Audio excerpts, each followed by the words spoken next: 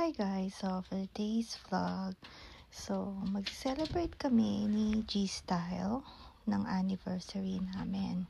Pero sa ngayon, kakain muna kami ng breakfast. Ayan, nag-fried egg na ako at tuyo. And syempre, meron ding fried rice. So hindi ko na video yung paggawa ko ng fried rice. So ayan, nilagyan ko na ng egg yung fried rice. Ayan, at syempre tingnan nyo naman, kumukulo-kulo pa yung kape ko. At kitang-kita naman, ang laki ng subo ko, diba guys? Kasi ang sarap naman talaga nitong fried rice na may egg at ang tuyo. At syempre, tingnan nyo, may kape. Ayan, ang sarap. So, paborito ko talaga tong breakfast. Ayan. So, kayo rin ba guys? So, comment down below kung paborito nyo rin yung ganitong klaseng breakfast. Ayan, pero yun nga, sabi ko nga sa ibang vlog ko na tinry ko talagang umiwas ng pagkain ng rice. So ayan, naka-ready na si G-Style. Naantay na lang ako sa labas. Ayan, check ko lang yung bahay kung nasarado ko mabuti. So ayan, magti-train lang kami papunta ng Tokyo. Doon kami magsi-celebrate ng aming anniversary. Kasama din namin si Kuya Jiro. So ayan, nandito na kami sa train. So medyo mainit-init at tirik ang araw. Pero okay lang. Kasi may aircon naman sa train. At very convenient dito. At komportable naman ang biyahe. So ayan, tingnan niyo si Kuya Jiro nakatulog na. So, ayan, habang nakikinig ng paborito niyang music. So, ayan, nandito na kami sa Tokyo. So, ayan, papaba kami ng escalator. So, magta-transfer pa kami ng isang train. So, ayan, papunta dun sa hotel namin. So, ayan, nandito na kami. So, punta na tayo para mag-transfer ng aming train. So, antayin lang namin and then, ayan na. So, nandito na. So, lakad lang kami and then, papunta dun sa aming hotel. So, ayan, tingnan nyo naman, galing, diba? And then, nag-stop by muna kami dito sa convenience store kasi nga may bibilin daw si G-Style. So, ayan. Pakita ko lang sa inyo, ikot tayo dito sa convenience store. So, ayan na silang dalawa. So, ayan. Nagbabayad na sila. At hindi ko alam kung ano tong binili ni G-Style. I think energy drink ata to. So, ayan. Naglakad na kami at hahanapin natin ang salon ng ating kababayan na si Jaylene. Ayan. So, pangalan ng salon niya, Jaylene Salon in Tokyo, Japan. So, ayan. Akala ko nung una ito na guys, hindi pa pala. So, tumawag siya at sabi niya medyo malilate siya. Kasi nga, ang appointment namin ay 3 ng hapon. So, sabi niya, mga 10 minutes daw siyang malilate. Dahil nga, yun talagang salon pala niya ay nasa Akabane. So, ayan. Tapos, dito, ayan. Nung sabi niya, nandito na siya. So, lalakad na tayo papunta dun sa salon niya. Bali, tinuro niya sa amin kasi nga medyo naligaw din kami. Hindi namin makita, pero sabi niya yun nga.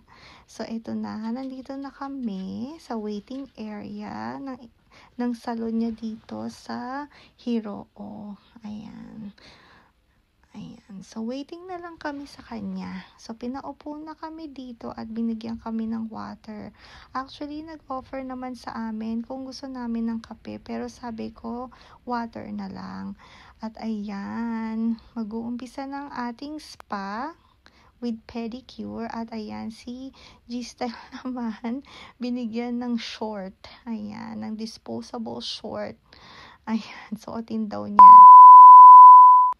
At ayan, natapos ng aming appointment at dumiretso na kami dito sa hotel. So ayan, nag-check-in na ako. Ayan, and then dun sa kaliwa ko, meron palang event. So, Filipino event at sabi ko kay G-Style, puntahan namin later. Ayan, tignan namin.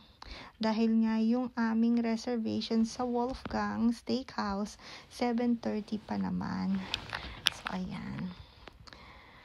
And then, akit na kami sa room namin. Bali, 7th floor yon. So, ayan si Kuya Jiro. Nasa likod ko. Ayan, tinanong ko rin siya nung time na yan kung nagugutom na siya. Pero sabi niya, hindi pa naman daw. Okay lang daw. So, ayan. Pero dumaan muna kami dito sa 2nd floor. Dahil sabi ni G-Style, gusto niyang mag-shopping dito. So, ayan. Napin natin si G-Style. Nauna na siya. So, ayan. Si G-Style. Ayan. May tinitignan siyang t-shirt. So, sabi niya, bibili daw siya. So, ayan. Tayo lang natin si G-Style mag-shopping and then dediretso na tayo sa ating room. So, ayan. Dito yung men's section. Ayan. Si Kuya Jiro nag-iikot-ikot, tumitingin-tingin din banda doon. So, ayan. Tapos na si G-Style mag-shopping. So, ayan. May nabili na sila. And then, pupunta na tayo sa ating room. So, medyo banda doon yung aming room. At meron si Giselle na kilala dun sa hallway. Kakilala pala niya na nandito rin sa hotel. So, ayan. Nandito tayo sa loob. Ayan si Kuya Jiro. And then, nag-decide na kaming bumaba.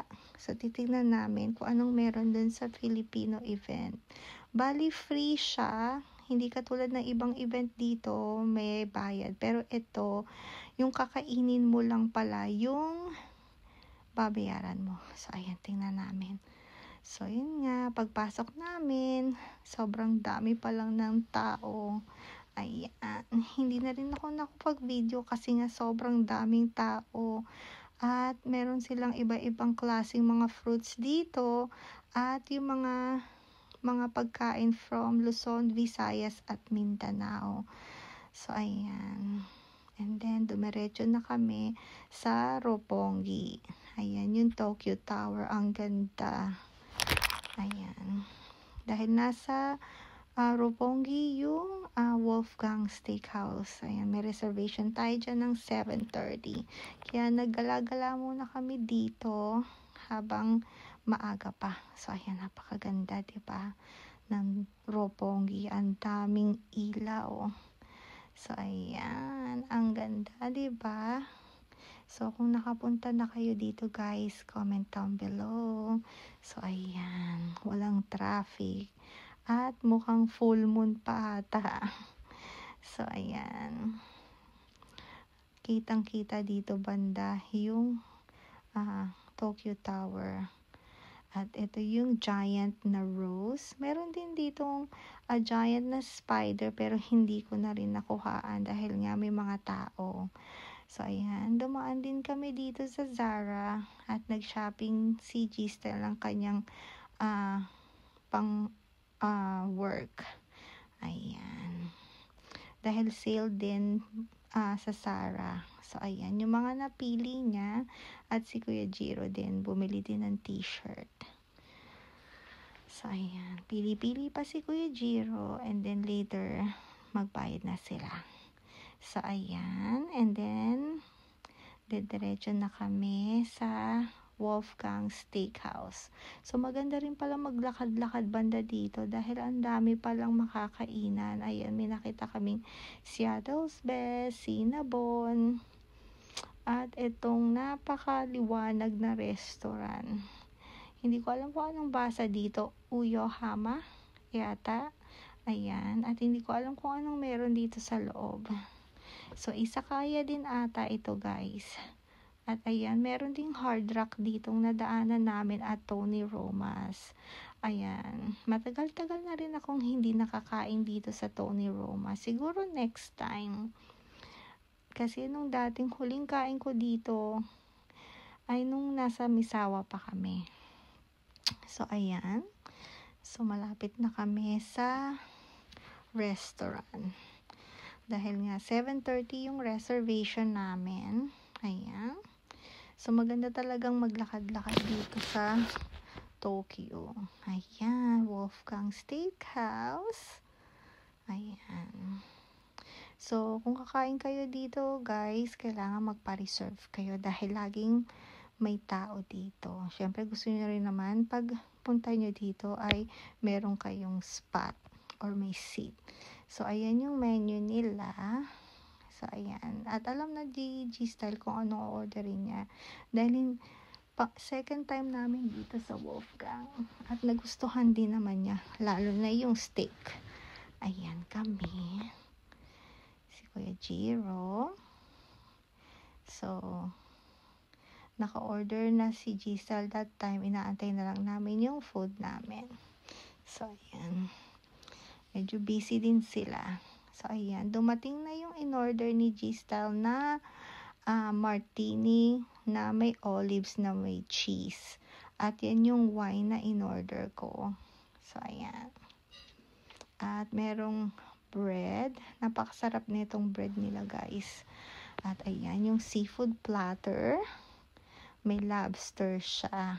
Ayan. Kain na tayo, guys. Sobrang sarap dito, guys. Sa totoo lang. Hindi nakakasawa yung food. So, ayan. Nag-umpisa na si G-Style kumain ng seafood. At buti na lang din, wala kaming allergy sa seafood. So, ayan si Kuya Jiro kumain na ng bread. At kakain na rin ako maya-maya. At dumating na rin yung salad na in-order namin. Ayan, napakasarap ng salad. Very healthy. Ayan si G-Style. At si Kuya Jiro. Siyempre, sabi namin kumain siya ng salad. Dahil bihira lang din kumain si Kuya Jiro ng salad. At itong soup namin. So, ayan. Napakasarap niyang soup na yan. At dumating na rin yung steak na in-order ni G-Style. Bali, may fried rice din yan. Garlic fried rice. Hindi ko lang na-video. Ayan. Ang sarap, diba? Tingnan niyo naman, napaka-juicy. At ayan, si G-Style. Kumakain na ng steak. At meron silang steak sauce doon na talagang pang Wolfgang lang. Sabi ko nga, sana may mabili tayong ganyan. So, ayan. At meron din kaming cake. Ayan, dahil nga nag-celebrate kami ng anniversary dito sa Wolfgang Steakhouse. At after namin kumain, ayan, uuwi na rin kami. So, ayan, naglalakad na kami papuntang train station. Meron din pala ditong across ng street yung Mega Donkey. Hindi ko lang na video, guys. Dahil nga, naaaliw ako sa mga nakikita ko. Ayun, yung pala, nakita din pala. Ayun, yung Don Quixote. Ayan. So, ito yung makasaysayang Roppongi na bridge. Or na sign. So, ayan. Ang ganda dito, napakaliwanag. At hindi nakakatakot maglakad-lakad, lalo na kung late na. So, ayan. At diba, ang dami ding taxi. So, talagang convenient. Pag wala kang sasakyan, pwede kang maglakad, mag-bike, mag-train, mag-taxi. So, ayan, si Giselle binibidyo itong Roppongi. Ayan, napakaganda dito sa Roppongi, guys. Kaya kung nakapunta na kayo dito, comment down below. Or kung plano nyo pumunta sa Japan, ayan, punta rin kayo dito sa Roppongi. Maraming pasyalan. So, ayan. Nantay lang namin yung train. Pauwi ng hotel. Ayan, antay-antay lang. At nung time na to, guys, hindi na siya mainit. Kaya tuwa kami dahil nga hindi na siya ganun kainit. So, ayan. So, lakad-lakad papuntang hotel. Ayan, tingnan nyo naman. Gising pa rin sila. Ang dami pa rin mga tao or mga sasakyan. Pero, yun nga, tahimik din dito. Ayan. At kami ni G-Style, ayan. Yung G-Style. Ayan. Bali si Kuya Jiro, umuwi na.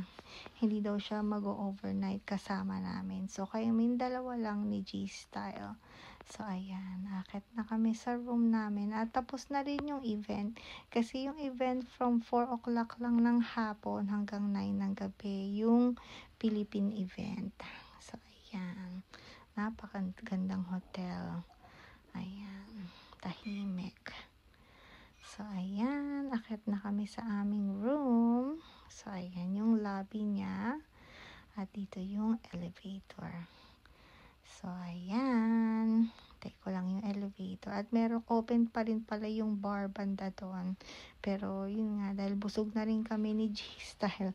At inaantok na rin kami. So, ayan, nasa bandang dulo yung room namin. So, alright guys. Dito na lang muna. Thank you guys for watching. See you guys next time.